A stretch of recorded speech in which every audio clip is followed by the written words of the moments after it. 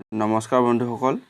আজিৰ পৰা আমি ইণ্ডিয়ান পলিটিৰ এটা নতুনকৈ সিৰিজ আৰম্ভ কৰিম য'ত আমি পইণ্ট ওয়াইজ কথাবিলাক আলোচনা কৰিম যাতে প্ৰত্যেকটো এক্সামৰ বাবে আমি বহল এটা ষ্টাডি নকৰাকৈ ইণ্ডিয়ান পলিটিৰ এক্সাম পাৰ্সপেক্টিভৰ বাবে প্ৰত্যেকটা ৰিলেভেণ্ট কথা আমি জানিব পাৰোঁ আৰু এক্সামত যাতে আমি এটেম্প্ট কৰিব পাৰোঁ। গতিকে আপোনালোকে জানে ইণ্ডিয়ান পলিটিৰ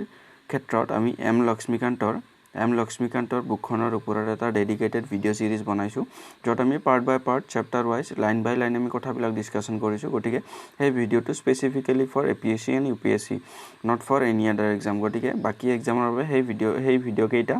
খুব বেছি ইউজফুল নহ'ব কাৰণ আমি প্ৰত্যেকটো কথা লাইন বাই লাইন খুব ডিটেইলত আলোচনা কৰিছোঁ। গতিকে ইমান বেছি ইনফৰমেশ্যন কেৱল UPSC বা APSC বা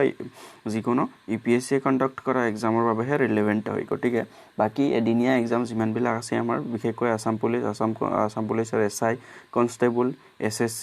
তাৰপাছত ইৰিগেশ্যন বা বিভিন্ন ধৰণৰ এক্সাম, প্ৰত্যেকটো এক্সামতে আমি জানো ইণ্ডিয়ান পলিটিৰ 10ৰ পৰা 20টালৈকে কুৱেশ্যন আহে। প্ৰত্যেকটো এক্সামত এদিনীয়া যিমানবিলাক এক্সাম হওক প্ৰত্যেকটো এক্সামৰ বাবে ইণ্ডিয়ান পলিটি খুব বেছি দৰকাৰী। 10ৰ পৰা 20টা কুৱেশ্যন আমি দেখিবলৈ পাওঁ। গতিকে আমি ইণ্ডিয়ান পলিটিৰ এই সিৰিজটো চাই পিনে আমি পইণ্ট ওয়াইজ কথাবিলাক আলোচনা কৰিম। কম সময়ত আমি এক্সাম পাৰ্সপেক্টিভৰ বাবে খুব বেছি ৰিলেভেণ্ট কথা বহুতখিনি জানিব পাৰিম। গতিকে ইণ্ডিয়ান পলিটিৰ আমি প্ৰায়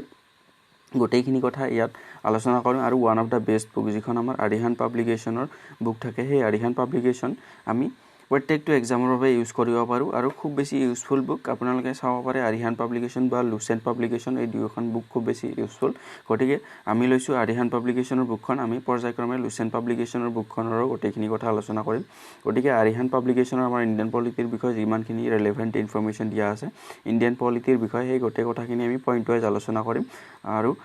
it is obviously useful for UPSC, APSC, Assam police, SI, SSC আৰু যিমানবিলাক আমাৰ এদিনীয়া এক্সাম আছে গোটেইবিলাকৰ বাবে ইউজফুল। গতিকে আহক আমি ভিডিঅ'টো ষ্টাৰ্ট কৰোঁ। গতিকে আমি ইয়াত দেখিবলৈ পাই আছোঁ ইণ্ডিয়ান পলিটিৰ তাৰ ক্ষেত্ৰত আমি কনষ্টিটিউশ্যন অফ ইণ্ডিয়া। গতিকে আমি এইখিনি কথা আমি ডিছকাছ কৰাৰ আগতে কনষ্টিটিউশ্যন বুলি ক'লে কি বুজোঁ, গতিকে সংবিধান বুলি ক'লে আমি কি বুজোঁ, গতিকে এখন ৰুল বুকক আমি কেতিয়া সংবিধান বুলি কওঁ। গতিকে ইয়াৰ ওপৰত আমি ইতিমধ্যে এটা ভিডিঅ'ত আলোচনা কৰিছোঁ। গতিকে সংবিধান বুলি ক'লে আমি কি বুজিম, গতিকে সংবিধানখন এখন ৰুল বুক। আমি জানো যে ভাৰতবৰ্ষত বহুতবিলাক ধৰ্মৰ মানুহ, বিভিন্ন ধাৰ্মিক মানুহ, বিভিন্ন ধৰণৰ ধৰ্মৰ লগত ৰিলেটেড বিভিন্ন জাতি জনজাতিৰ মানুহ, তেওঁলোকৰ খাদ্য সম্ভাৰ বেলেগ, তেওঁলোকৰ ড্ৰেছ চেন্স বেলেগ, তেওঁলোকৰ কালচাৰ বেলেগ, গতিকে তেওঁলোকৰ প্ৰত্যেকটো লিভিং পেটাৰ্ণ বেলেগ। গতিকে তেওঁলোকৰ গোটেইখিনি ৰাইটছ প্ৰটেক্ট কৰাৰ কাৰণে বা তেওঁলোকক ভালদৰে শাসন কৰাৰ কাৰণে, গতিকে এখন দেশত কিমানবিলাক জাতি জনজাতি আছে, কিমানবিলাক ধাৰ্মিক লোক আছে, কিমানবিলাক মানুহৰ নিজা নিজা ফুড হেবিট আছে, নিজা নিজা কালচাৰ আছে, নিজা নিজা ট্ৰেডিশ্যন আছে, নিজা নিজা ড্ৰেছ চেন্স আছে। গতিকে সেই গোটেইবিলাক প্ৰটেক্ট কৰাটো এটা খুব বেছি ডাঙৰ চেলেঞ্জ আৰু আমাৰ ভাৰতবৰ্ষখন এটা বহুতবিলাক প্ৰিন্সলি ষ্টেট আৰু ষ্টেটবিলাক লগ লাগি এখন ডাঙৰ ৰাষ্ট্ৰ ভাৰতবৰ্ষ হিচাপে নিৰ্মাণ কৰিছে। গতিকে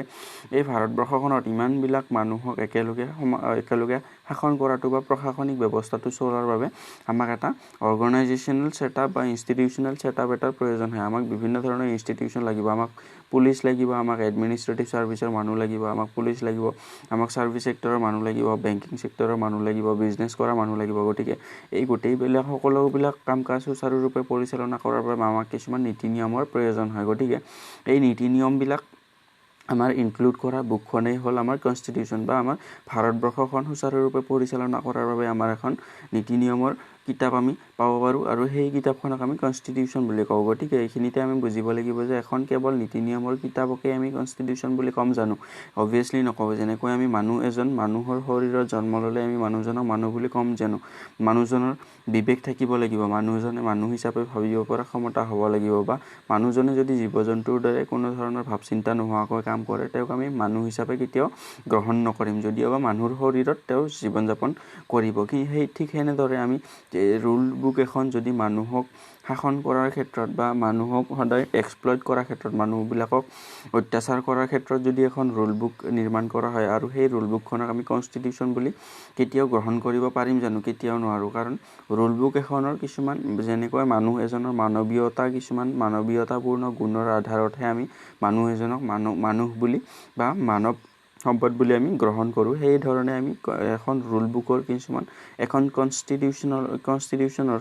কেইটামান আমি কনষ্টিটিউশ্যনেলিজম গুণ থাকিব লাগিব গতিকে সেই গুণবিলাক থাকিলে আমি এখন ৰুল বুকক অবভিয়াছলি কনষ্টিটিউশ্যন হিচাপে গ্ৰহণ কৰিম গতিকে এই কনষ্টিটিউশ্যনেলিজমৰ গুণবিলাক কি ইতিমধ্যে মই এটা ভিডিঅ'ত আলোচনা কৰিছোঁ গতিকে সেই ভিডিঅ'টোৰ শেষত মই উল্লেখ কৰিম আপোনালোকে ক্লিক কৰি পিনে চাব পাৰিব গতিকে এখন ৰুল বুক যেতিয়া কনষ্টিটিউশ্যন এখনৰ কনষ্টিটিউশ্যনেলিজম ধৰ্ম গ্ৰহণ কৰিব সেই ৰুল বুকখনক আমি অবভিয়াছলি কনষ্টিটিউশ্যন বুলি একচেপ্ট কৰিম আৰু ভাৰতবৰ্ষখন সুচাৰুৰূপে চলোৱাৰ বাবে প্ৰত্যেকটো ছ'চাইটিৰ প্ৰত্যেকটো ছেকশ্যনক মানুহক যাতে ছ'চিয়েল ইকনমিক আৰু পলিটিকেল জাষ্টিছ প্ৰদান কৰিব পাৰে গতিকে সকলো মানুহকে যাতে ইণ্ডিভিজুৱেল ৰাইট প্ৰদান কৰিব পাৰে সেই ক্ষেত্ৰত এখন সুচাৰুৰূপে পৰিচালনা কৰিব পৰা ৰাষ্ট্ৰ নিৰ্মাণ কৰাৰ ক্ষেত্ৰত আমাক এখন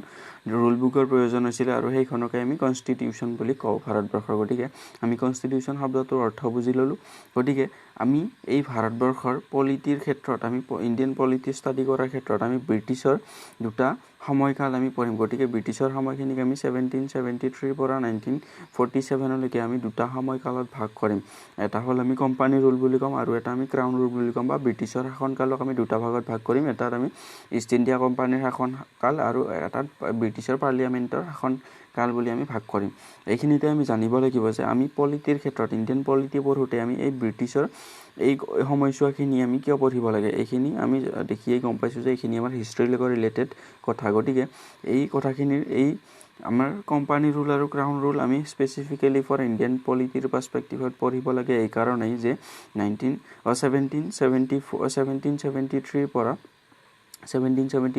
1947লৈকে যেতিয়া ব্ৰিটিছসকলে দুটা তেওঁলোকে কোম্পানী ৰুল আৰু ক্ৰাউন ৰুল হিচাপে ভাৰতবৰ্ষত শাসন কৰিলে তেওঁলোকে বিভিন্ন ধৰণৰ এক্ট বা বিভিন্ন ধৰণৰ ইণ্ডিয়ান কাউন্সিল এক্ট বা চাৰ্টাৰ এক্ট বা গভৰ্ণমেণ্ট অফ ইণ্ডিয়া এক্ট এনেধৰণৰ বিভিন্ন ধৰণৰ এক্ট বা তেওঁলোকে ৰুল ৰেগুলেশ্যন কিছুমান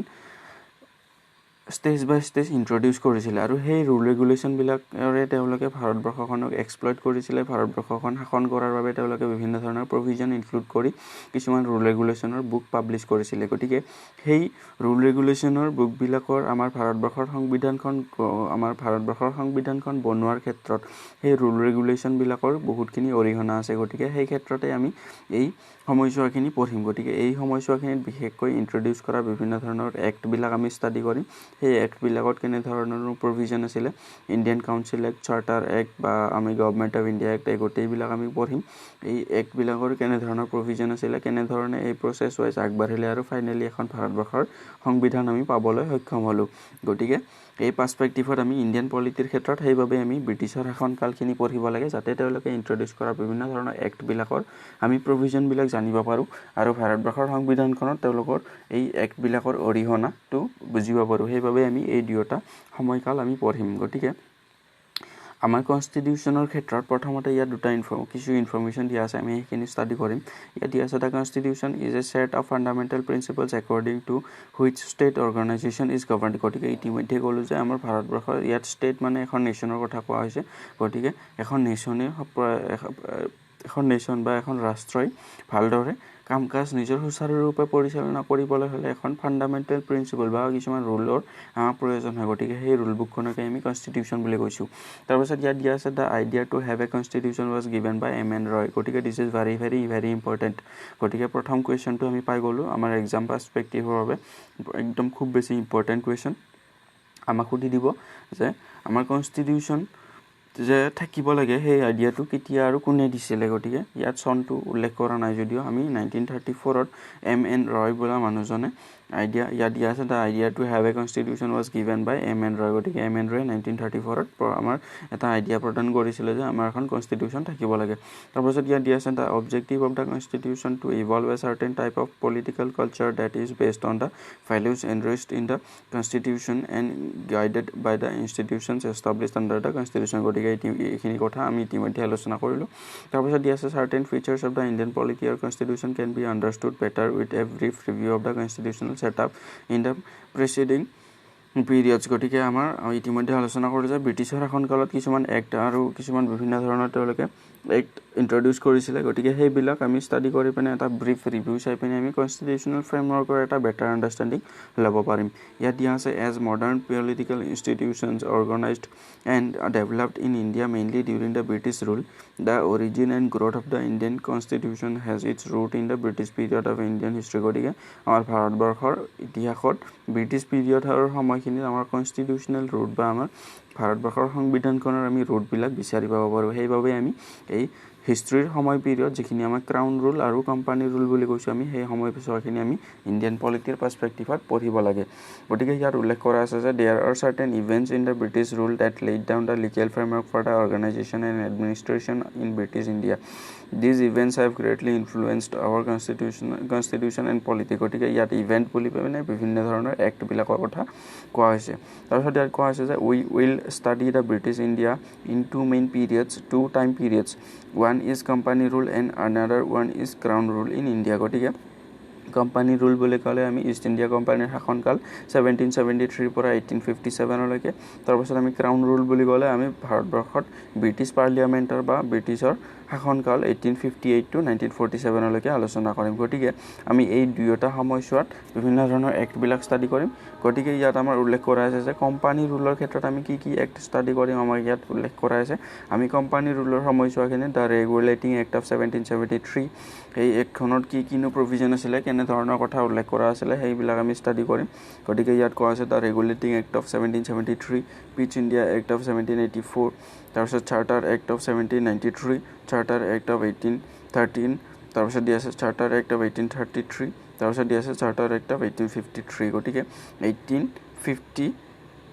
1853 লৈকে আমি ষ্টাডি কৰিম 1773 পৰা বেছিক্যালি আমি 1857 লৈকে টাইম পিৰিয়ডখিনিৰ কথা কৈ আছোঁ 1773 পৰা যিখিনি আমি কোম্পানী ৰুল বুলি কওঁ গতিকে এই সময়ছোৱাখিনি ইন্ট্ৰডিউচ কৰা এই গোটেই আমি এক্টবিলাক ষ্টাডি কৰিম তাৰপাছত আমাক যোনটো সেকেন্ড টাইম পিৰিয়ড দিয়া আছিলে বা আমাৰ 2 নম্বৰ টাইম পিৰিয়ড দিয়া আছিলে দ্য ক্ৰাউন ৰুল সেই ক্ৰাউন ৰুলৰ ক্ষেত্ৰত আমি 1858 to 1947 লৈকে আমি